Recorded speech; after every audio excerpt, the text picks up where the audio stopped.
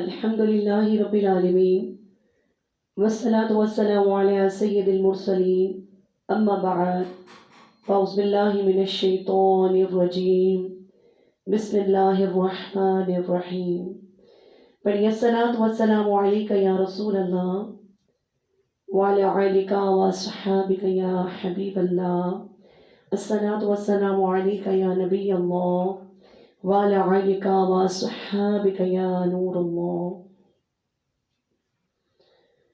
میٹھی اسلام میں نے خالق اور مالک سبحان اللہ کی رحمت ہے. آج کا جو میں بیان آپ کو سناؤں گی میت کا حال اور قبر کی منزلیں.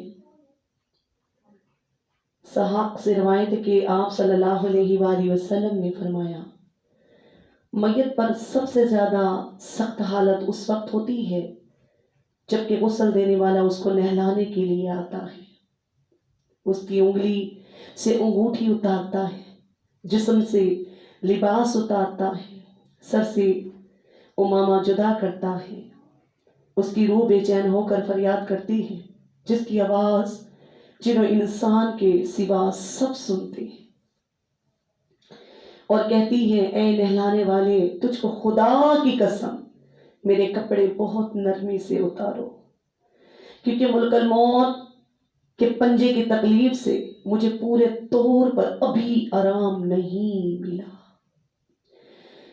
پھر جب اس کو تختے پر لٹا کر اس پر پانی ڈالا جاتا ہے نا، پانی جب مردے پر ڈالتے ہیں تو روح چلاتی ہے، ہمیں نظر نہیں آتا، روح چلاتی ہے اے نہلانے والی خدا کے واسطے میرے جسم کو قوت سے ہاتھ نہ لگا، کیونکہ وہ جانکی کی سختی سے زخمی اور چور چور ہو رہا ہوتا ہے یا ہو رہی ہوتی ہے. پھر جب نہلا کر اس کو کفناتے ہیں اور پاؤں کی طرف سے باندھ دیتے ہیں تو روح کہتی ہے اے غسل دینے والی خدا کے لیے ابھی سر کی طرف سے میرے کفن میں گرا نہ لگانا، تاکہ میری بیوی بچے تمام رشتہ دار دنیا میں آخری بار میری صورت تو دیکھ لیں، کیونکہ آج میں ان سے بچھڑ نہیں ہوں یا بچھڑ رہا ہوں اور اب قیامت تک یہ میری صورت نہ دیکھیں گے. پھر جب اس کا جنازہ تیار کر کے گھر سے باہر نکالا جاتا ہے تو روح پکارتی ہے اے جنازہ اٹھانے والوں خدا کے واسطے ابھی جلدی نہ کرنا، تاکہ میں اپنے بال بچوں عزیز اقراب سے رخصت ہو لوں. اے جنازہ اٹھانے والوں میں اپنی اولاد کو آج یتیم اور بیوی کو بیوہ چھوڑے جاتا ہوں، خدا کے لیے میری بات ان کو تکلیف نہ دینا. میں اپنا مال اپنا گھر اسباب دوسرے کے لیے چھوڑے جاتا ہوں، اب یہاں کبھی واپس میں نہیں آؤں گا اور قیامت تک کسی کی صورت نہ دیکھوں گا.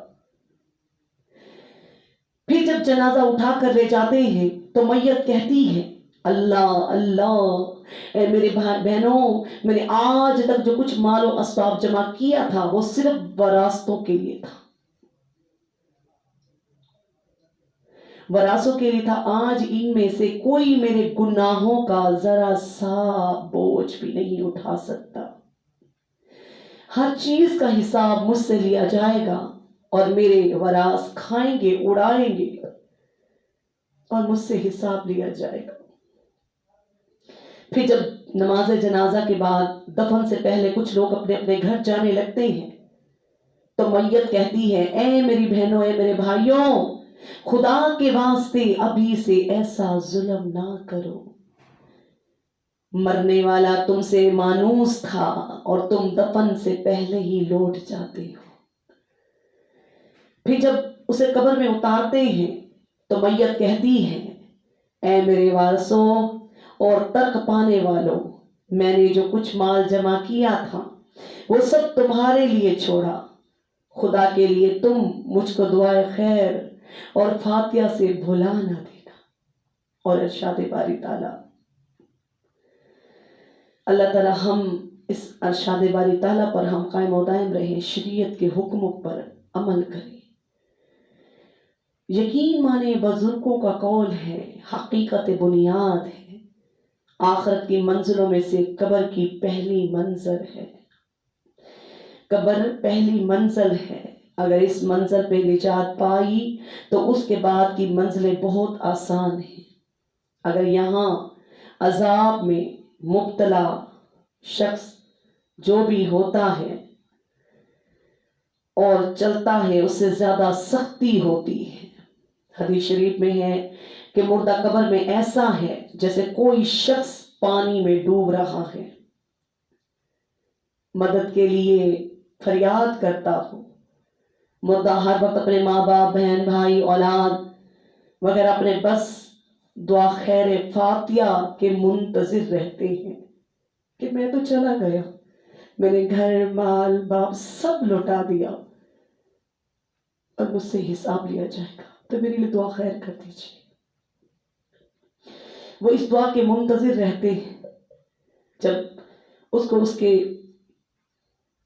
پس مندگاہن سے طرف سے کوئی تحفہ ثواب پہنچتا ہے سورۃ فاتحہ کا، تو وہ اس کے لیے تمام دنیا، جو کچھ دنیا میں ہے، اسے محبوب مرغوب ہوتا ہے۔ اللہ تعالیٰ اس کے یعنی کہ رشتہ داروں کی دعائیں خیر کے ثواب کو قبرستان والوں پر پہاڑوں کے برابر داخل فرماتا ہے۔ جب اولاد والدین کے لیے دعا کرتی ہے، رشتہ دار والدین کے لیے دعا کرتے ہیں، ہمسائے کرتے ہیں، جو بھی دعا خیر کرتا ہے، سورۃ فاتحہ ہی پڑھ کے بخش دیجئے، بسم اللہ شریف ہی پڑھ کے بخش دیجئے، درود پاک 1 مرتبہ پڑھ کے بخش دیجئے، سورۃ اخلاص 3 مرتبہ پڑھ کے بخش دیجئے۔ جب کھانا کھائیں تو اس وقت درود پاک پڑھ کے، الحمد شریف پڑھ کے ان کو اصالِ ثواب بخش دیجئے۔ پانی پئیں تو ان کو اصالِ ثواب بخش دیجئے، جو آج ہم میں موجود نہیں۔ حضرت عائشہ صدیقہ رضی اللہ تعالیٰ عنہما نے ایک بار نبی کریم صلی اللہ علیہ وآلہ وسلم سے پوچھا، یا رسول اللہ صلی اللہ علیہ وآلہ وسلم، کیا کسی دوسرے شخص کا بھی قیامت کے دن شہیدوں کے ساتھ حشر ہوگا؟ سنا تم لوگوں نے، شہیدوں کے ساتھ حشر ہوگا؟ تو آپ صلی اللہ علیہ وآلہ وسلم نے فرمایا، ہاں وہ شخص جو دن میں کئی بار موت کو یاد کرتا ہے۔ سبحان اللہ۔ آپ صلی اللہ علیہ وآلہ وسلم نے فرمایا، جب مردہ قبر میں دفن کیا جاتا ہے تو اس کے پاس سیاہ رنگ اور نیلی آنکھوں والے 2 فرشتے آتے ہیں، جن میں ان کو منکر اور دوسرے کو نکیر کہتے ہیں۔ وہ اس سے پوچھتے ہیں کہ اے شخص، تیرے سامنے جو یہ صورت ہے تو اس کے بارے میں کیا کہتا ہے یا کیا کہتی ہے؟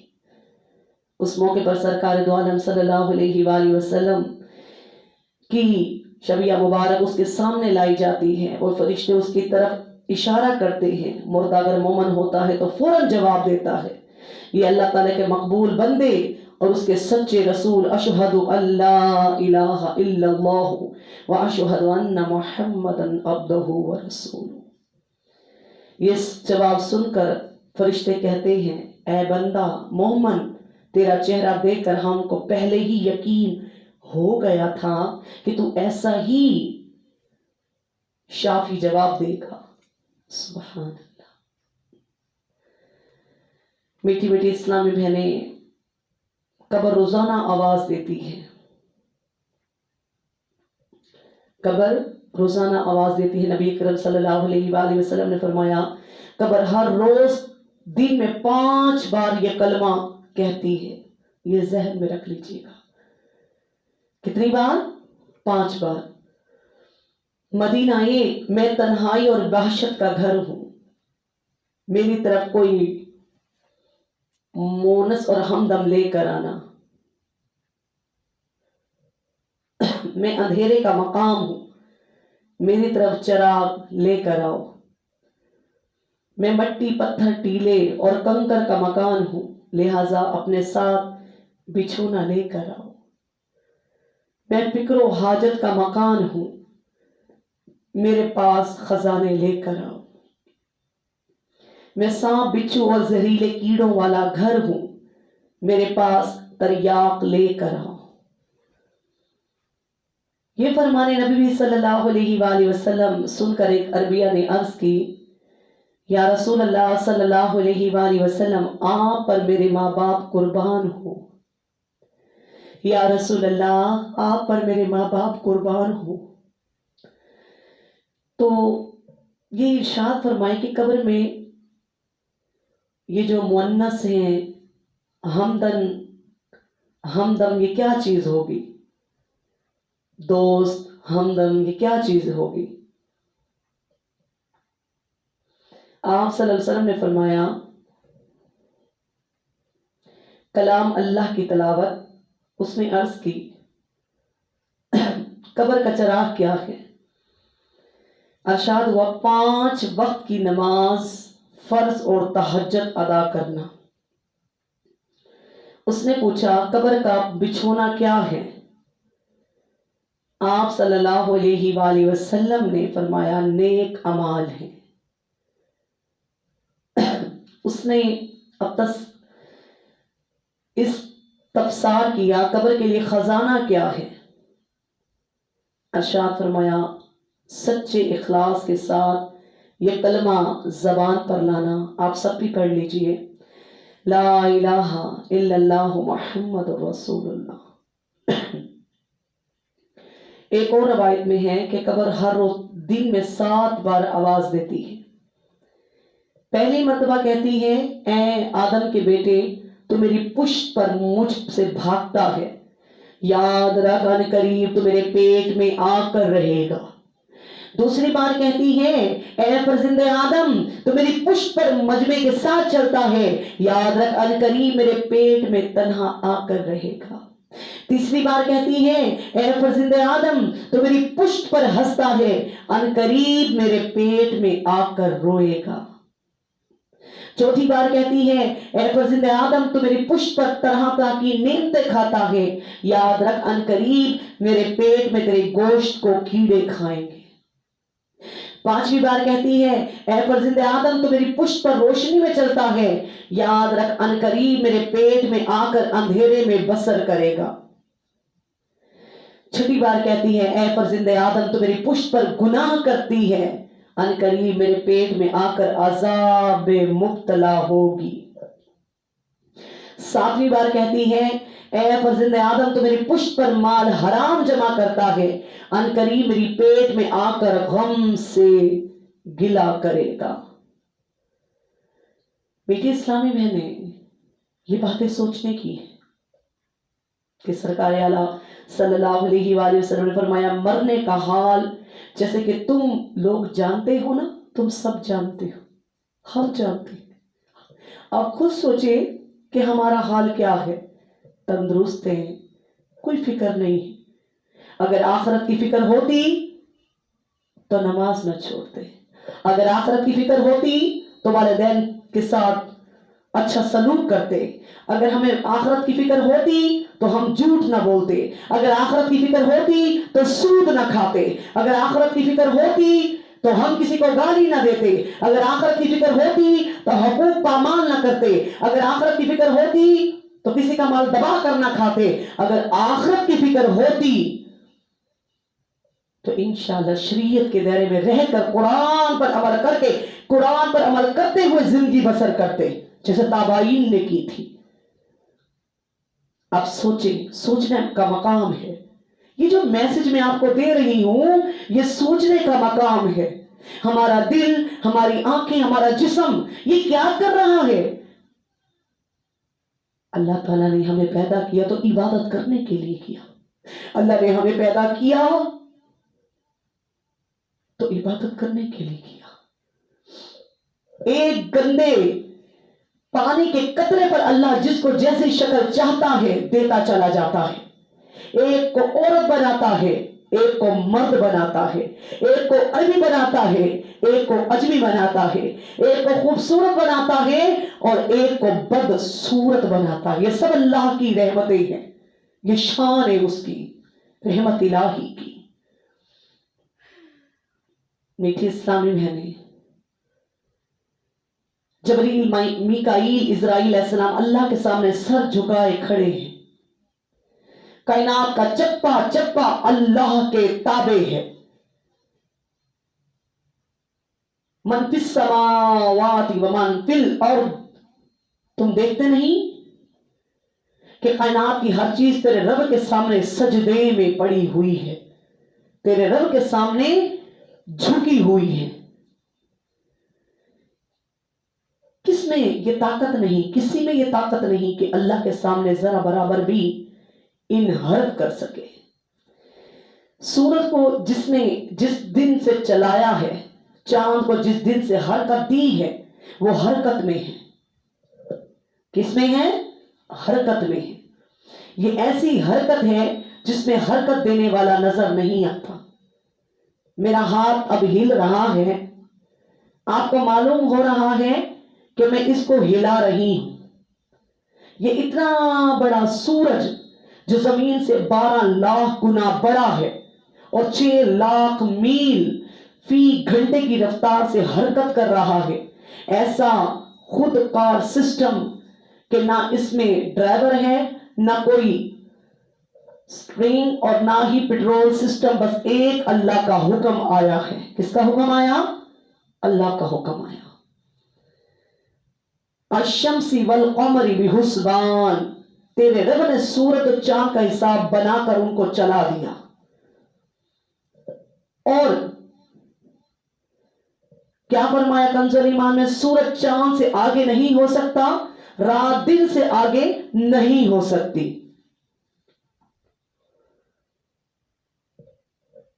फिर फरमाया अपने अपने मदार में ये सब हरकत कर रहे हैं।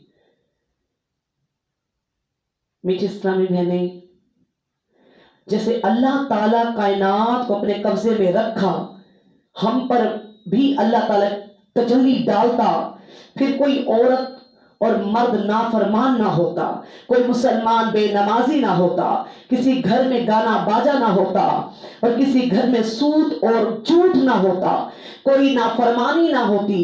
इतना बड़ा सूरज है, जितनी आग जमीन पर 10 लाख एटम बम गिराने से फैलेगी, सूरज इतनी आग एक सेकंड में फेंक रहा है।